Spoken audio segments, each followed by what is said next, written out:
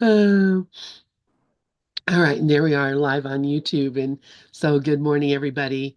We're here for um, uh, Never Forget to Laugh with uh, Sharon, Sharon Slack Slider and Melan Johnson. I'm just sitting here trying to think of something else that I'm trying to do at the same time.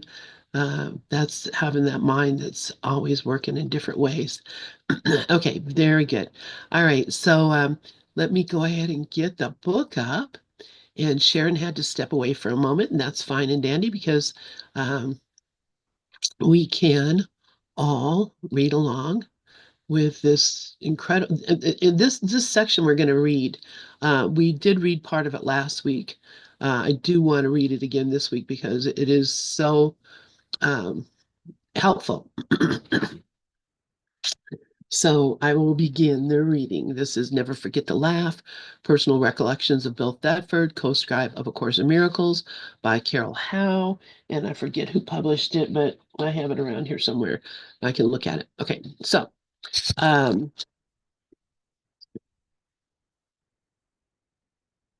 Carol says, deeply listening to others is an act of love. Where we think that genuinely deferring to others will bring us loneliness and unhappiness, instead we find ourselves included and revered. The following passages from the text indicate some of Bill's errors that he corrected through deep listening and engaging with others. Okay, so as we all know, Bill was a psychologist. He dealt with listening to people and talking to people on a regular basis. And he was also a student of Carl Rogers, who developed transpersonal psychology and also had the theory of positive regard, which is the very basis of nonviolent communication, which was developed by Marshall Rosenberg, who was also a student of Carl Rogers. So I think we have a lot to thank Carl Rogers for in this in my life for sure. But a big part of it was this idea of deeply listening to others. So okay, so the following passages from the text indicate some of Bill's errors that he corrected through deep listening and engaging with others. So this is Jesus talking to Helen, telling Helen to tell Bill these things. Tell Bill the reason he was so strange yesterday is because he allowed himself a number of fear-producing attitudes. Oh, you know what? I'm going to change my glasses and it'll make it easier for me to read. I won't be having to tilt my head up so much. Okay. Another reason that you have neck problems a lot of time. Okay, so uh, okay, tell Bill the reason he was so strange yesterday is because he allowed himself a number of fear-producing attitudes. They were fleeting enough to be more of a will o' the wisps than serious will errors. I love that little wordplay. Will of the West, wisps instead of serious will errors. But unless he watches this kind of thing, he will find the notes fearful, and knowing him well will misdistantiate. And in brackets, in short, he would keep the notes at an intellectual or emotional distance inappropriately. End of brackets. You, Bill, have not made consistent efforts to change your mind, except through applying old habit patterns to new ideas. Isn't this what we were just talking about? But you have learned, and learned it better than Helen, that your mind gains control over itself when you direct it genuinely toward perceiving someone else truly. Your lack of vitality is due to your former marked effort at solving your needless depression and anxiety through disinterest. Because your ego was protected by this unfortunate negative attribute, you are afraid to abandon it. And isn't this just exactly what we were just talking about? That what it is that's preventing me from opening up and allowing the Holy Spirit to um, solve my problems and take care of my situations, etc. Uh, I'm trying to figure it out myself. And and I'm protecting my ego by doing this very thing. This is what Sharon was just reading from Ken Wapnick. When you have given up this voluntary dispiriting, you have already seen how your mind can focus and rise above fatigue and heal, but you are not sufficiently vigilant against the demands of your ego that you disengage yourself. I swear to God, this is just exactly, I'm sorry, what we were talking about in the last session with Sharon. So it's like, no, there's a purpose behind this. And obviously it's talking to Lynn. Lynn, you're doing this to yourself. Wow. Uh, do not disturb yourself about repression, Bill, but do train yourself. This is what he's talking about. Training our mind, training our ego. Training the ego. Do train yourself to be alert to any tendency to withdraw from your brothers. Withdrawal is frightening, and you do not recognize all the forms it takes in you. You, Bill, will learn somewhat differently because you are afraid of all complete involvements and believe that they will lessen you. You have learned to be so much more clear-sighted about this that you should be ready to oppose it in yourself relatively easily. As you come closer to a brother, you do approach me, and as you withdraw from him, I become distant to you. Now, that's directly from the Course. This, as you come closer to a brother, you do approach me, and as you withdraw from him, I become distant to you. Um, Detachment is essentially a weaker form of dissociation. This is one of the major areas of withholding that both you and Bill are engaging in. Tell Bill that his delaying tactics are holding him back. He does not really understand detachment, distanciation, and withdrawal. He is interpreting them as holding himself aloof from the atonement. Very interesting. I don't know if anybody has any comments or thoughts about that, but if not, I'll continue reading. Uh, but it's really just Jesus pointing out to Helen and Bill, this is how you're blocking, as we were just reading in the Course, where you're blocking the you have the holy thought, the loving thought, the kind thought, whatever, and then you come right away, the ego comes up and starts, putting darkness over top of it so that you can't see it anymore. So I'd like to say what came up for me was how much when I detached from my brothers, just think how much I'm missing from joining with them. The healing, uh, the the healing that might not be really apparent or that obvious, but every time we join with our brothers, we are healing. And so by detaching, I'm actually missing, letting myself miss out on that. So that's what came up for me. I love that, Cindy. Thank you. Yeah, exactly. That's it, exactly. And, recognizing when we're doing it, sometimes we're doing it and we think it's a good thing. I should detach from him. He's a jerk. We think it's a good thing. It's never a good thing. Marcy, please go ahead. Yeah, this reminded me of dissociation that the ego does. When anything too painful comes up, we not we, well, pretty much that's what the deal is with dissociation. So, you know, it's pretty standard in all of us, one way or the other. It may not be an extreme dissociation like Sybil, but it could be um, just one part of the mind can't handle something. And so when I read the Course, in class all these years, I was like pretty much dissociated. Like I could read the words, but not very well. And now all of a sudden something just opened up.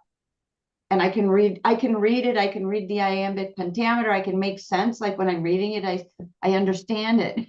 Not I understand it, but there's an understanding that's there for sometimes an instant here and there. But I think the word, I never could figure out what the process was, that where I was reading the book, but I couldn't really read it. And I think that's just dissociation. Yeah. Well, is it kind of like I know when for the longest time, still do when reading the course, think that he's talking to somebody else. Mhm. He's not talking to me, that this is not something I'm going to do, that this is not something I'm capable of. Right, right, right. Well, and that's accurate, and it's accurate because it's not anything any one body is going to do, Yeah. if Yeah. that's who the I is. But I'm reading it for somebody else. And you brought that up. I think it's interesting, the thing about dissociating and being like Sybil, because when that first came out, and uh I don't remember the name of the actual book, but then the movie, I was watching that, and I was thinking, well, I do the same thing. Right. I do, it may not be so that it's, I'm a whole other person. Suddenly I have a different name, and, I'm looking, but yeah, in a lot of cases it is. Yeah. Because, I have a different name in many places. Some people call me Lynn, some people call me Margaret because that's my first name. I have a character on Facebook called X Lynn Johnson. I have a character here that's called Rev Lynn. Reverend Lynn on Pal Talk. So yeah, I have a lot of different names. But the idea being, when I would go to work, I was a whole different person than I was at home with my family. When I was in meetings with, government officials or whatever, I was a whole different person than I was, when I was, goofing around with my friends on the weekend. We have different personalities that come about wherever we happen to be in whatever situation. It's situational dissociation, actually, because you become, you're a different person when you go to church, when you go to the church picnic. uh, the F word wouldn't pop out of your mouth like it would if you were out with your buddies, having a couple of beers or whatever, going bowling, or I mean, we're always dissociating, and there's never a one person that is the absolute of who we are. And unless we become, what we would call self-realized, or what Jesus calls awake. um, when we become awake, we're able to be one person without having to put on different persona for different situations. And so, I mean, I hate to, bring up, people names, but, do you think that, Keith Kavanaugh is a different person when he's meeting the Pope? If he if he meets the Pope, or a different person when he's out, to dinner with, his friends, or a different person. I think he's pretty much the same everywhere he goes. And part of that is because of expectations. Nobody expects him to be different. But a lot of it is just because he knows who he is, and that's how he's reflected. I recognize that about myself too, that the more I know who I am, the more I'm reflecting. Let's see, the more I know who I am, the more I'm just reflecting that being, and I'm the same silly ass person everywhere I go. There's no place that I go that I'm not, you know, in some cases, like, ridiculously silly. I don't find that to be uh upsetting, or I need to pretend like I'm somebody else now because, I don't want them to know who I really am. Uh, and of course, you know, I think for me, the more I'm doing that, the happier I become, the more I laugh, the sillier I am, the more I joke around. And then I look at Ken and that I'm not saying, I'm where Ken was. I'm saying I'm more myself now and more capable of just being what I am now than I was when I was so conflicted in my belief. So I think dissociating what he's talking about. But when Jesus tell Bill that his delaying tactics are holding him back, he does not really understand detachment, distantiation, and withdrawal, and he's interpreting them as holding himself aloof from the atonement. That's exactly what he was doing.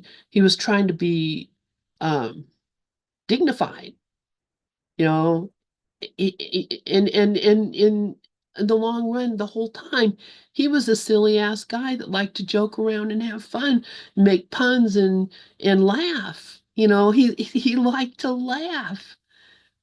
And that was not something he could do in his profession, in his situation, the way that he was set up in the world.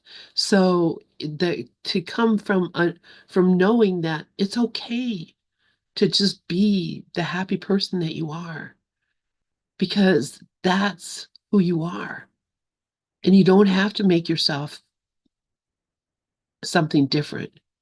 And you definitely don't have to make yourself something different for God, because God made us to be happy. Marcy, please go ahead. I had one question and one comment. Is distantiation distancing or what, is it something else? Yeah, it's distancing, it's standing away. Okay, that's what I Yeah. thought it was. I wasn't sure because I've never heard it. Yeah, let's look it up. Let's see what happened here. Well, it's not going to give me a definition. Sometimes it'll just give you a definition if you click on it like Yeah, that's okay. I could look at it later too. that. But yeah, it's kind of standing apart from that. Okay. And as for Keith, I know he's pretty much like us, except there's something else going on. So, but I mean, he's talked to me about, personal issues where he still gets snagged, It's not like he never gets snagged. Right. So that's helpful to know. I'm like, what do I want to say? And if it's not being snagged anymore, not really. It's fine. I mean, it doesn't matter. Either way is wonderful. Whether Yeah. that person still goes into that anxious moment or doesn't still go into, but there's that, like when Jesus calls us ridiculous in the course, I don't find that insulting. I am ridiculous. Yeah. Yeah. And you do gotta It's like, laugh. yeah, that's true. Yeah. You do have to laugh. Yeah. So yeah, yeah, it's just good examples that, this course is not meant to make us become, somber and calm and quiet, or it really is made how many times does Jesus tell us in the course, you'll never get over this until you can laugh about it. The whole reason that you're here is that you remembered not to laugh. Yeah. Yeah, yeah, I agree. I've been listening. I just think this is beautiful. It's the whole. Well, I would say you didn't. None of us did it wrong because we didn't really have a choice, But when we find these things out, that we took it way too seriously because the conditioned mind wants to do well. It wants to be good. It wants to be equal. But we are perfectly guided for what our curriculum is, and I think it's a learning experience. But no, they're not asking us to change our person. We want to have fun here. I'm not going to be like a sage that just sits there like Ramana. Whether he did or didn't, I don't know, but I'm not doing that. Yeah, no, yeah, no. And I don't know, how he might have been funny and silly. I don't know. But I know that, my first main teacher, Chogyam Trungpa, he was a hilarious guy. and he drank a lot and he had fun, and he was just Yes, he yes, was he was just a yes. great guy. Yeah, a lot of them drank. I mean, it's like the perfect example what you said about Nisargadatta Maharaj. And that is a book. I like books, so I still want that book. I am that because he would say, "Why are you talking about him when I'm not that?" And that's when you really feel like, Yeah, because yeah, if I went to certain groups, and it was always me, because I'm the one, I would think, "Oh, I'm not doing it right. I feel wrong," that kind of thing. And it was coming from my ego that always felt that. It was just like you can't get from the ego anything different. It's going to come with the same script. So yeah, this is I'll tell you something. I love the process now, but I don't love it every day when I have the mind saying to me, and not me believing like, you shouldn't get upset. Well, you will get upset because the ego's still unwinding. yeah, Then you can laugh about it. And I mean, I got upset. I would get upset, and it would be something I was seeing from the past that I was projecting and not getting what I wanted. And it yeah, was another lesson in what the hell do I want? Do I want the character to be real? Because if I do, then I can get off here and just go about my business. But you can't unknow what you already know. You just can't. Once you know that this is not real, it becomes an appetite. yeah, absolutely. And there's no reason to be ashamed of it, afraid of it. Uh, Right. oh, excuse me, run away from it. Sorry, my throat is really dry. Why don't you get some? Hi, Lori. I think she Uh, might have walked away. yeah, I have my coffee here. You know, I love Bill. Like, I guess I love them both, but I love listening to what Carol has to say. So where are we? Okay, we are at There Is Much here. I'm Okay, just should I read checking. it now? Sure, that'd be great. Okay.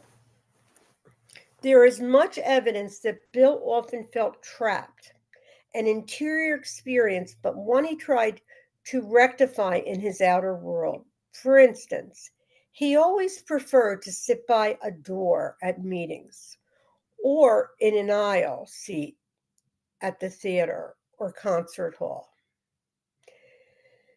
Any place that facilitated a quick escape. Ken noted Bill's propensity for standing in the doorway of Helen's office as they met during the editing phase, not only as an escape route, but also to retreat to his office for a cigarette, another type of escape. It's interesting because the mind goes like this to me, like, aren't you hungry? Now, I've had toast with applesauce. I had what to eat. I had but the thing about, how of course, all implied that the ego's getting more vicious, these subtle things of trying to take us to a place of escape because the mechanism is holding on its survival. It's like this, doesn't want to let go. It's like when you're, hi, Lori, she wrote pike. I don't know what that is. Pike. Isn't We this were your talking bit? about fish before we started. Oh, yeah. So in any case, and he's saying that, like he wants to find an escape to get a cigarette. Well, why do you think we ever go to smoke a cigarette or anything?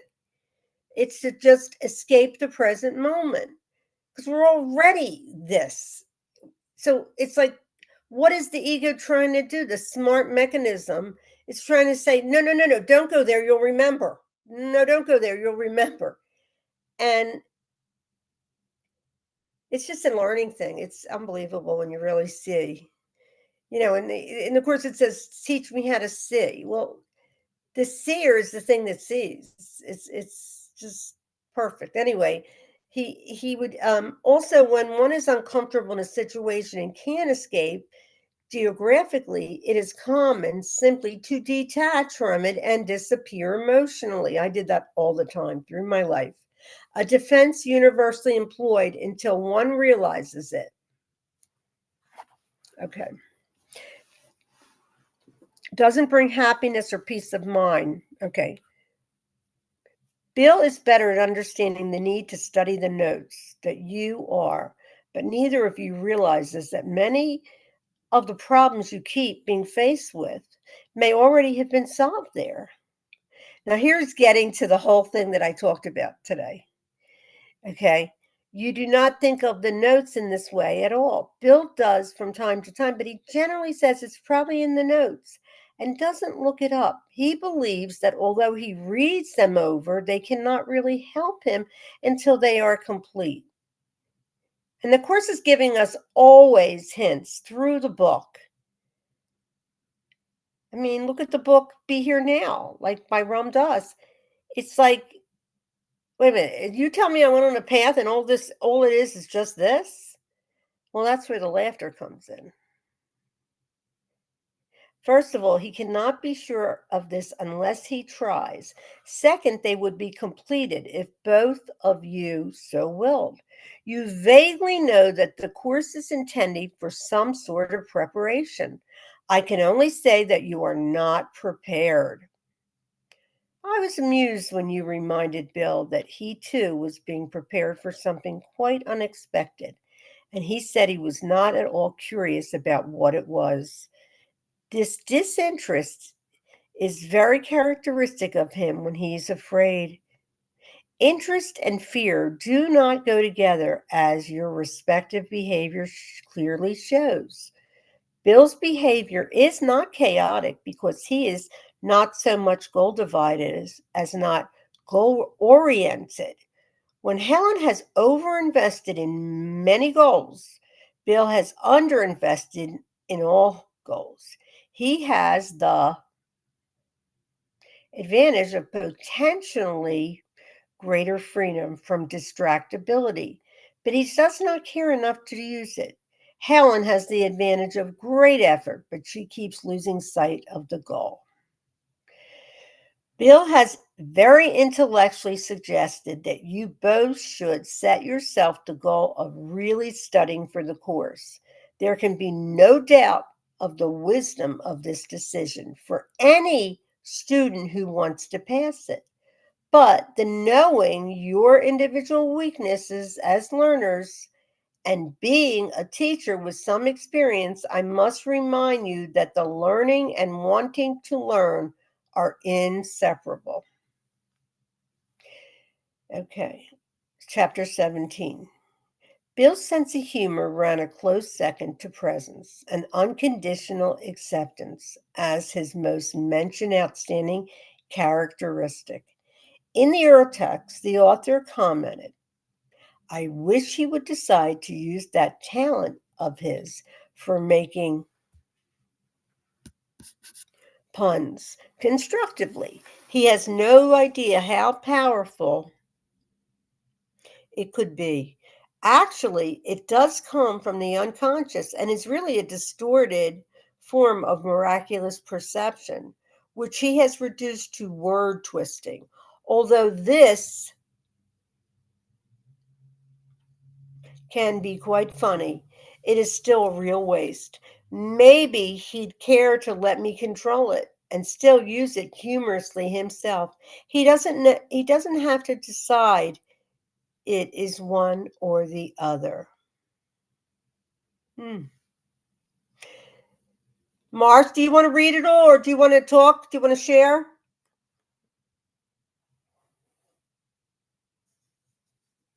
Tell me where we are on the Bill must have surrendered something. Okay, thank you. I'm doing my art at the same time. Before you start reading, I just wanted to say something here about what this is that Sharon just read. That's helpful because I'm confused by it. So yeah. Okay. Well, I wanted to go back before we started chapter 17. Um, that Jesus is pointing out a couple of things that that Bill uses his thoughts of just being distracted or being disinterested as a way of protecting himself, because if he got invested in it and then he turned out to be wrong, then he would be stuck with, having invested his thoughts into something that wasn't worthy of his thinking. So that's why Bill was not really trying hard to do what Jesus asked him to do. And he actually even didn't, like I said, he didn't think it was talking to him at all. And he believed that it was there's no point of even trying until the whole thing was done, until the whole book was done. Then, when there was a full conclusion, then he would, put some effort into trying to learn it. But at the point where he was at, he was just reading it and retyping it and talking about it, but wasn't really believing it, had anything really to do with him. Um, but it was because he was afraid of being wrong, and being caught out being wrong would make it then that, he was a fool. Yeah, He had we been all have fooled. that though. Yeah, It's like yeah, what I'm seeing now is the things that I thought I had more than another person is just another mirage. yeah. We're all one, so if it's it's a hologram. Right. So, And that's every person. We're all equally capable as learners. Jesus told us that. So, but our timing is different. That's one thing Brent Haskell's teachings have done, because when the script is written, he says you can't, like, you've read that. I've read that in Gather too. Like, you know what it says, Lynn. It oh basically, yeah, yeah, yeah, you can't like push this, like, somebody could say, well, she doesn't want to wake up or she doesn't want to do this. That's just simply not true. it's Because not true at well, all. And because and we're all the same. we're all the same, and none of it really matters. But when what he's saying is, the time is planned for you, each Right. one where you're done, and so it's just a matter of the trust is that you already are spirit, Yes. and there's not much to once you trust that you're spirit. What can happen to spirit? Nothing.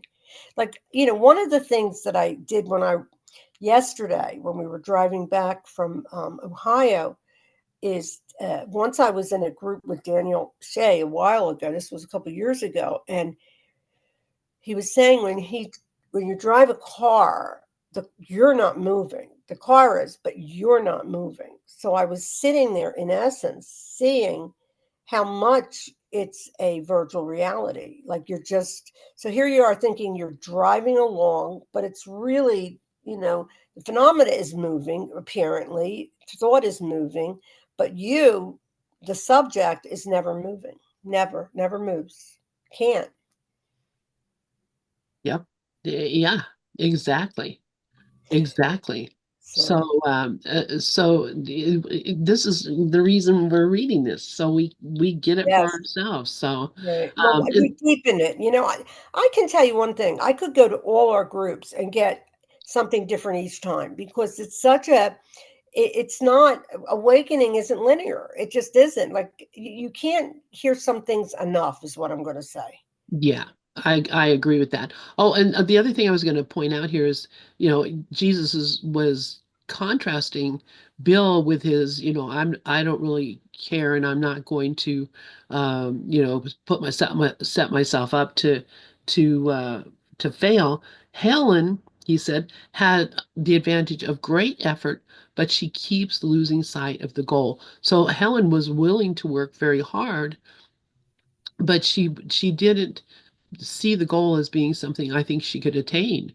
And I think she thought that her whole life, I'll never get this. I'll Yes. never get this. Yes. And unfortunately, that was her experience. I'm not saying I know if she did or didn't, but um, it seemed like her final experience last in the world was not a really happy time. So, I would hope that that my final experience is going to be a happy time. I don't know. I'm pretty happy about it now. Well, Anyway, which part of you, final experience you're talking about? Like, the body, the death of the body.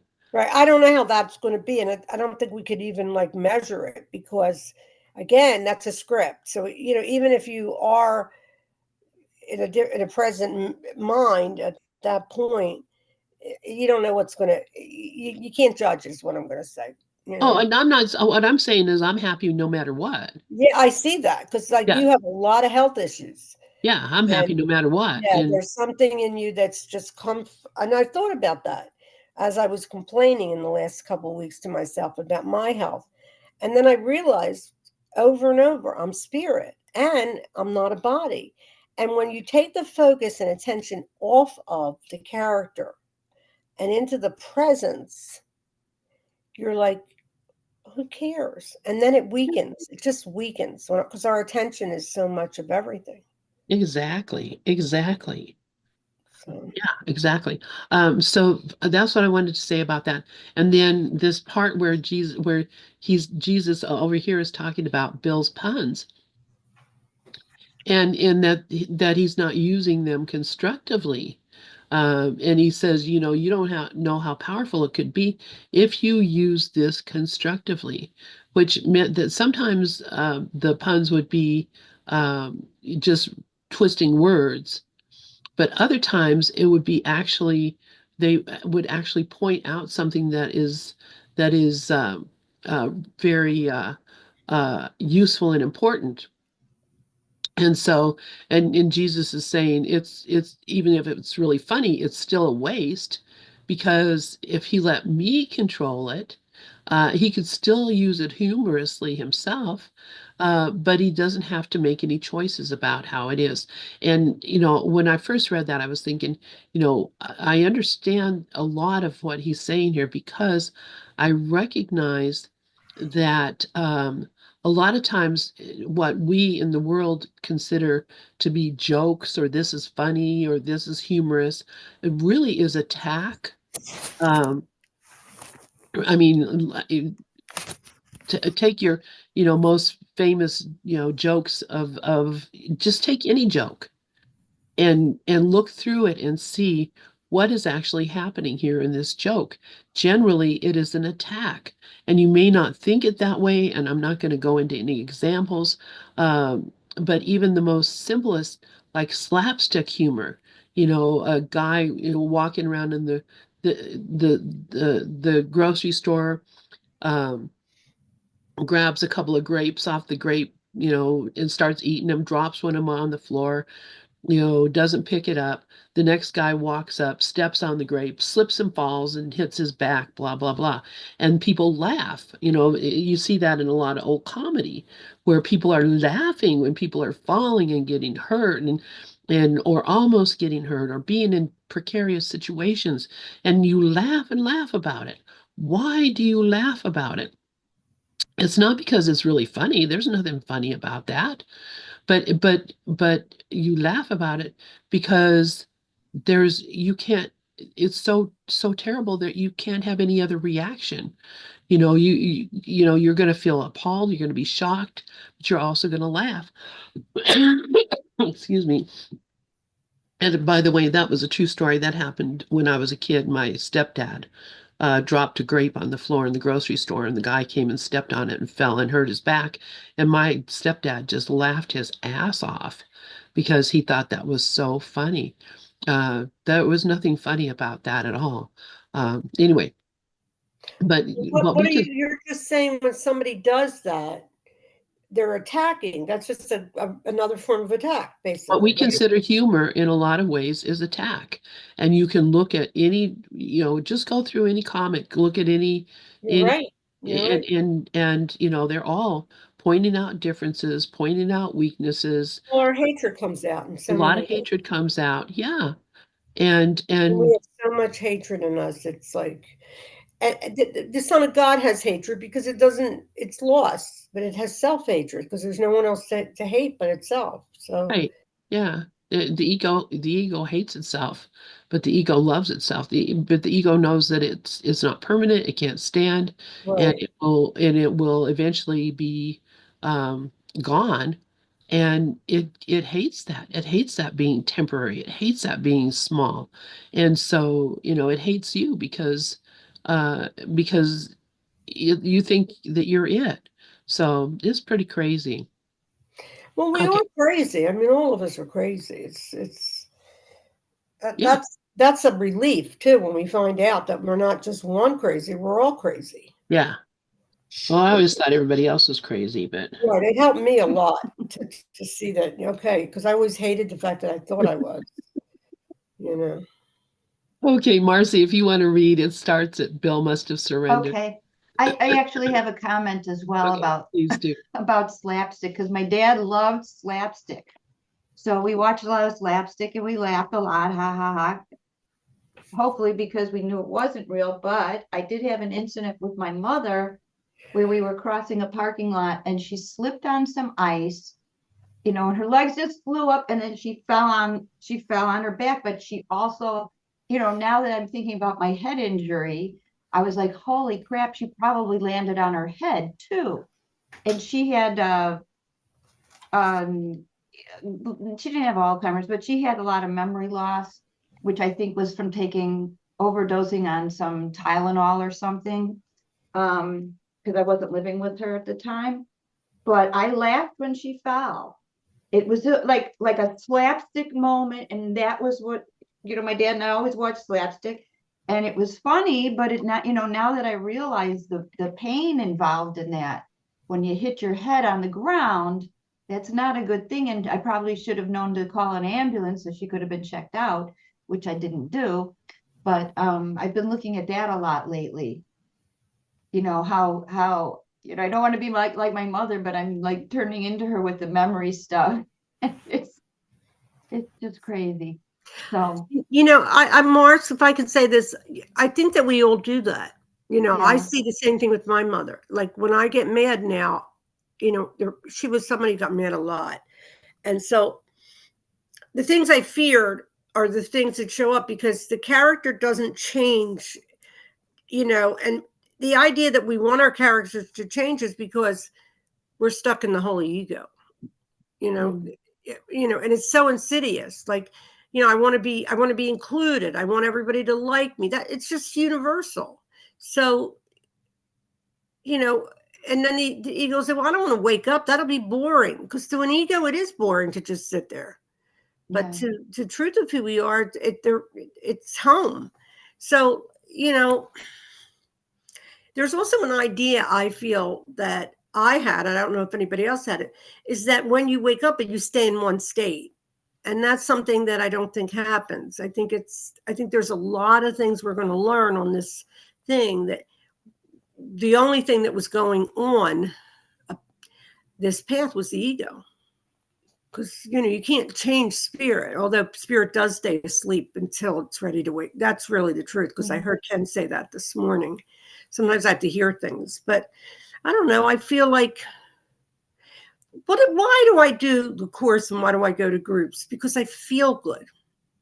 And that's basically what Ken Wapnick would say. You do this because you want to feel better, not to get anywhere, just to feel better. Anyway, somebody else want to take the mic? Yeah, I think Marcy's going to read. yeah, I was gonna Okay. read. I I had one other comment. Just I'm working on this great, I can't see I don't know where I am, but I don't know if you can see the box. I see it. Yeah, I've been wondering Yeah. what you're doing. Yeah. So it's actually gonna turn into a home. And there's a little house on the side, but I couldn't figure out what to do. Like I just did the silver and highlighted, and then I'm like, how am I gonna make this look like a house, you know? And while I was sitting here, I'm like, well, I'm gonna be sitting here for 3 hours. Do I wanna like listen and actually pay more attention to the group than to the box? And when I got out of my own way of controlling it, it made sense what to do. Yeah, because the answer came through. I was going to say something to you, Marcy. What are you making again? Is it wood? It was a wooden box with it's got 3 drawers, and then it's got a little, I call it a roof, but it's a little door that opens here, a little, I don't know what to Right. call it. So, and it's for a show that I might get in. I'm gonna try to get in. And I have 2 drawings that I want to submit, but I was like, oh, I have this idea for this thing to be a house, because it's all about home. It's people's different experiences of home. So Right. this I swear to God, this was a Freudian quote, and I don't know if anybody knows it, but I thought Freud said something, maybe been some other psychologist, psychiatrist, anything. You never know what's going on behind closed doors. And I found a quote like that by some actress. And I'm like, yeah, she got it from where? I'm still looking for that quote, but So are you painting that, Marcy?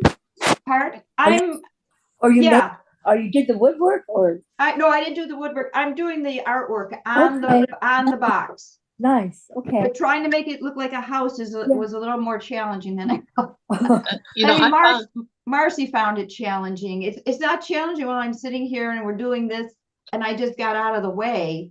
Then somebody started drawing. that's And awesome. it I makes follow a sense. lot of people on TikTok that make houses out of things like that. So Yeah. it's so cool to see. They make, out of soy sauce bottles, out of Yeah. boxes, out of anything they find, they make into a little house and have, furniture and pictures on the wall and Yeah. plants. It's amazing. Yeah. Well, I love that art. I'm going to put I don't know why, but there's going to be a pasture up here and I found a little tiny horse. Nice. And the horse is going to be up in the pasture on the roof. I love it. Awesome. I love it. Well, I want to see when it's all done. Yeah, yeah. I definitely will take pictures. Bill must have surrendered some control over that talent because it could be simply hilarious. Walt Whitson, a superb wordsmith himself, noted, "I was soon captivated by Bill. He struck me as a voice of balance and sanity packaged in dry wit. The more I listened to his views about the course, the more my respect grew for it, and for the whimsy and sparkle of his mind. His innate lovingness, combined with his wonderful ability to be light-hearted, was indeed sparkling and compelling. Everyone without exception recalled with delight their times of rich, heartwarming laughter with Bill. Leroy Zemka's reading confirmed this trait, even though Bill was an unknown client at the time. You have a remarkable talent to aid you in this, and it is your capacity to draw upon the wit and the clarity of your own mind that stems from warmth and from your capacity to see a sense of the ridiculous in all that life offers.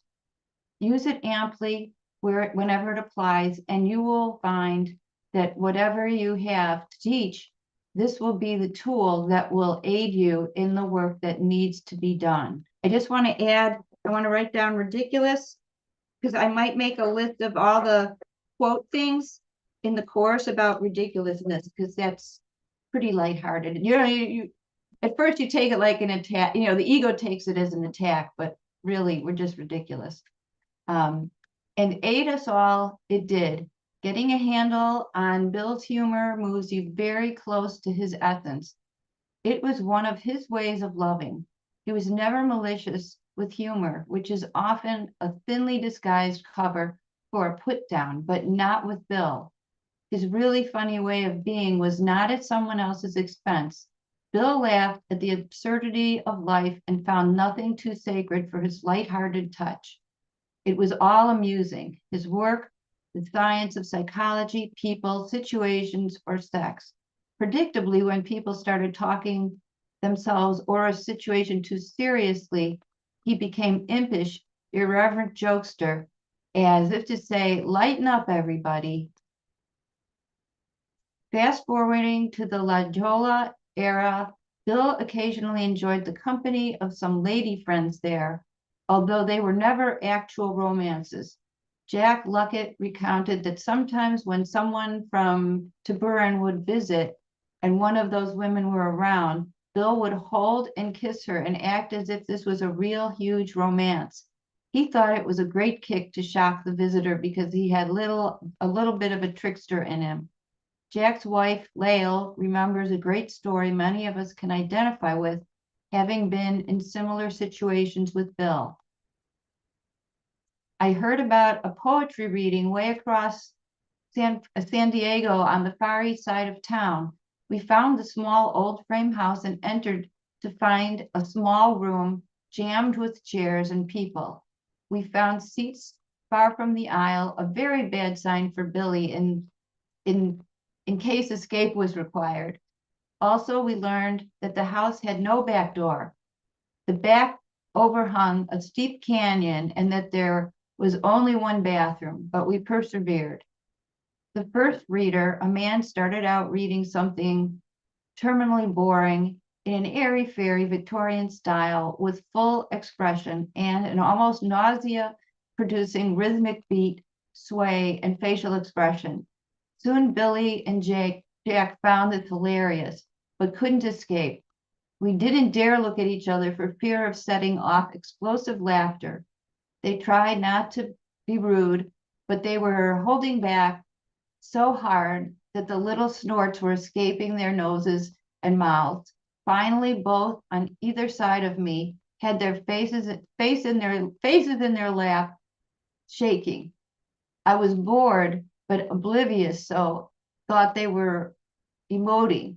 Naturally, this event went on for about 90 hours until we were finally released. Imagine how fast we got out of there, never to return. Jack can still get almost hysterical remembering this.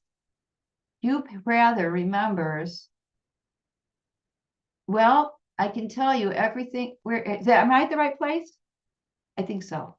Well, I can tell you everything about him was this deep connection with God, combined with his advice to not to take it all seriously. One of the primary themes of Bill's life and the great gift he gave the world.